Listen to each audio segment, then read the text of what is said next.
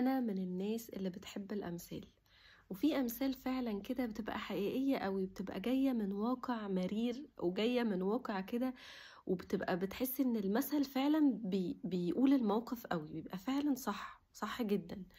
ومن الأمثال دي اللي أنا كنت بؤمن بيه بنسبة 100% هو المثل خيرا تعمل شرا تلقى.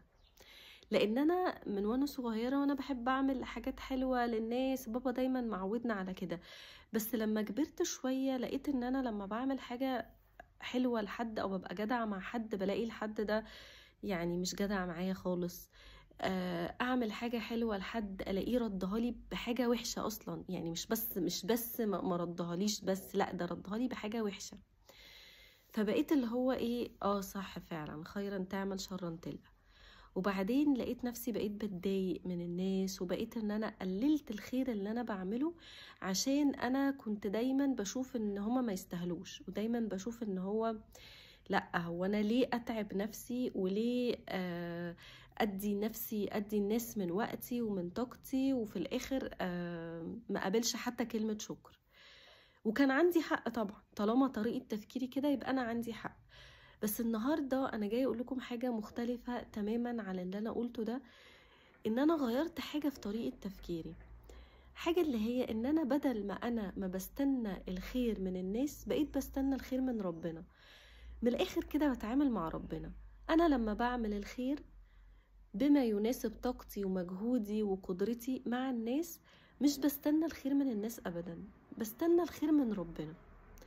فأي حاجة بتخرج مني دايما أبص للسماء وأقول يا رب، يعني ده مني ليك يا رب. أنا مش عايزة حاجة من الشخص اللي قدامي ده خالص خالص، ولا حتى كلمة شكر، ولا حتى كلمة شكر، مش عايزة أي حاجة.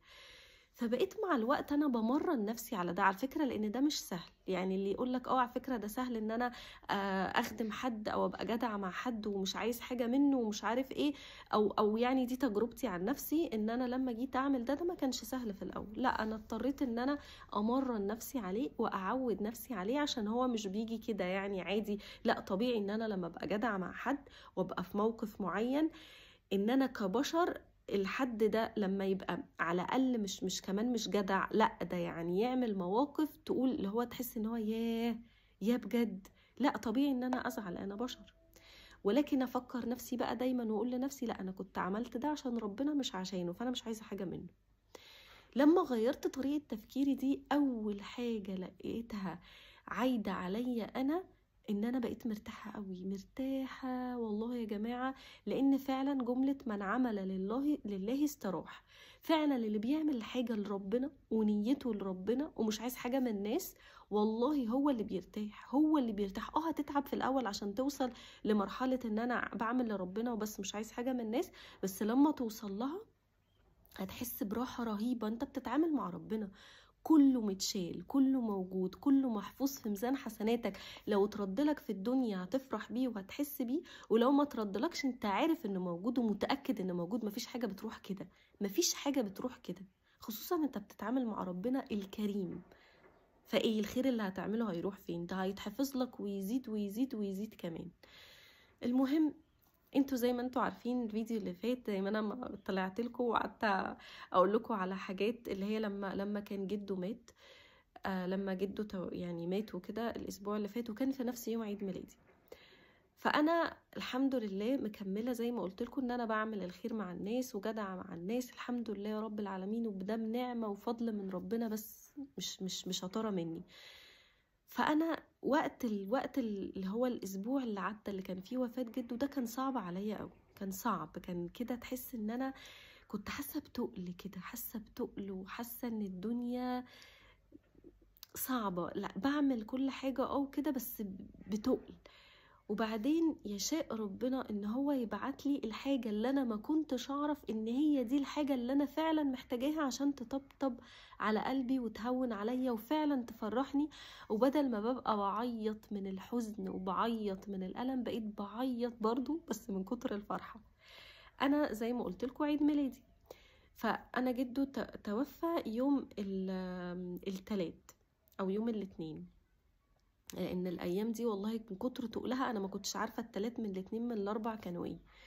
وبعدين رحنا يوم الجمعه عند ماما، فلما رحت، ده كان يوم عيد ميلادي بعد وفاة جده على طول، فلما رحت لماما يوم الجمعة لقيت ولاد اخواتي كلهم كل واحد فيهم جايب لي هدية، جايبين لي شوكليتس، وجايبين لي حاجات كده سويتس، ويعني حاجات هم يعني كلهم يعني في سن اللي هو 14 15 13 كده في الحدود دي.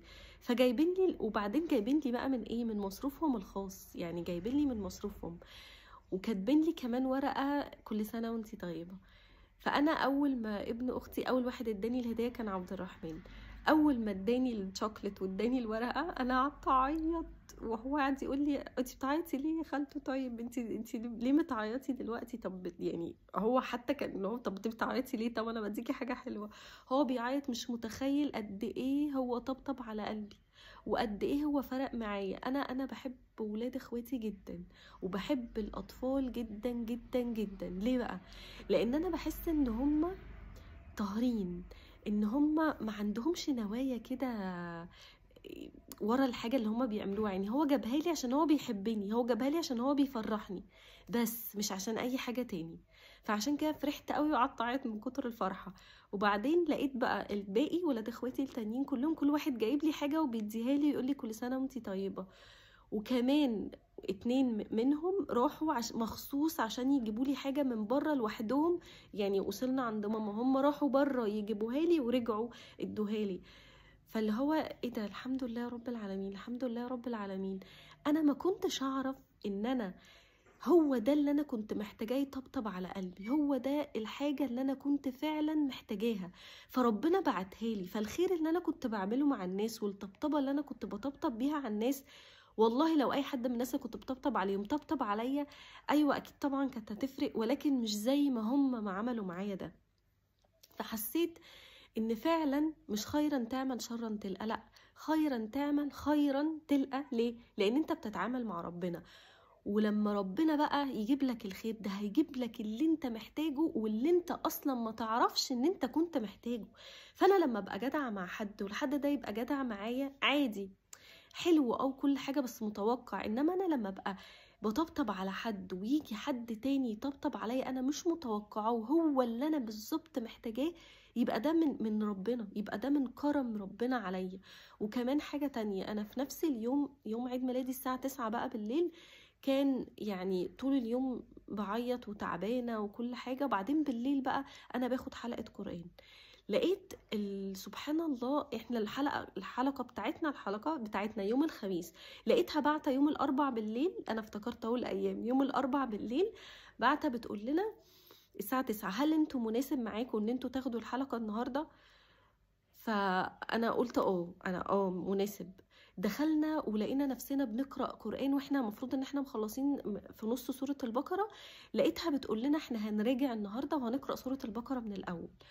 وقعدنا فعلا قرأنا سورة البقرة من الأول. وبعدين في الآيات اللي في الأول دي قعدت تقول لنا قولوا لنا إيه أكتر آية أنتوا هتعملوا بيها. طبعا أنا كنت قافلة الكاميرا ومنهارة.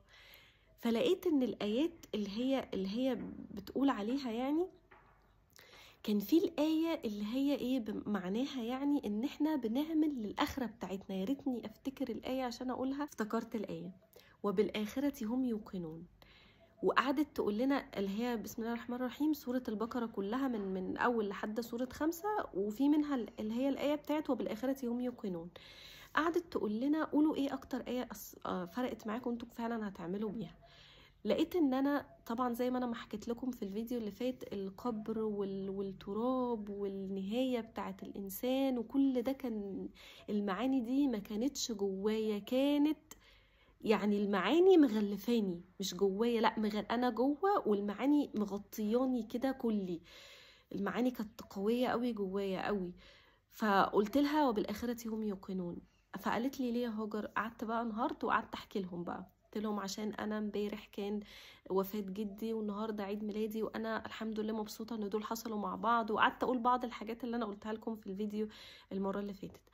فقالت لي يعني المعلمة بتاعة القرآن بتاعتي قالت لي ان التدبر ده جميل قوي يا هاجر، وعلى فكرة مش كل الناس اللي كانت موجودة تدبرت المعنى زيك، وده ربنا بيطبطب على قلبك، وده ربنا باعت لك. لقيتها بتقولي كلام اللي هو ايه، فعلا طبطبت على قلبي تاني وتاني. ربنا اهو بعتلي الحاجة اللي تهون عليا وتخفف عليا انا كنت حاسة بألم هنا، حاسة بألم، تخفف عليا الألم اللي انا حاسة بيه، وفعلا من غير ما اكون متوقعاه خالص. وهي اللي تقولي بنفسها ده ربنا بعتلك الحاجة دي رسالة منه. فسبحان الله سبحان الله، فعلا لما تعمل الخير وتستنى الخير من البشر ممكن تلاقيه وممكن ما تلاقيهوش، والله حتى لو لقيته مش هيبقى بقدر لما تلاقيه من ربنا، لان ربنا بيبعت لنا حاجات احنا مش عارفين قد ايه هتطبطب على قلوبنا.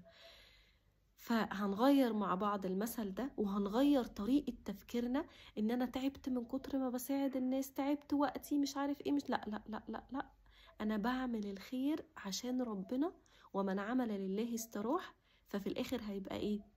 في الاخر هيبقى خيرا تعمل خيرا تلقى، مش شرا تعمل شرا تلقى. يا ريت نعيش بالمعنى ده جوانا، ونعمل الخير ونستنى الجزاء من ربنا الكريم مش من اي حد تاني، ونتعامل دايما مع ربنا. دي تبقى طريقة تفكيرنا، ودي طريقة التفكير اللي نتكلم بيها مع نفسنا ونعلمها لأولادنا. لما أولادنا يعملوا الخير ما نعلمهم ان هم ما يستنوش اي حاجة غير من ربنا، نغرس فيهم المعنى ده، لان والله هم هيرتاحوا في الدنيا وهيرتاحوا في الحاجات اللي ربنا هيبعتها لهم يطبطب بيها على قلوبهم، وكمان في الآخرة هيروحوا يلاقوا جزاء كبير قوي الخير اللي كانوا بيعملوه. أتمنى يكون الفيديو ده نفعكم، واستنوني أشوفكم في فيديو جديد الأسبوع الجاي إن شاء الله.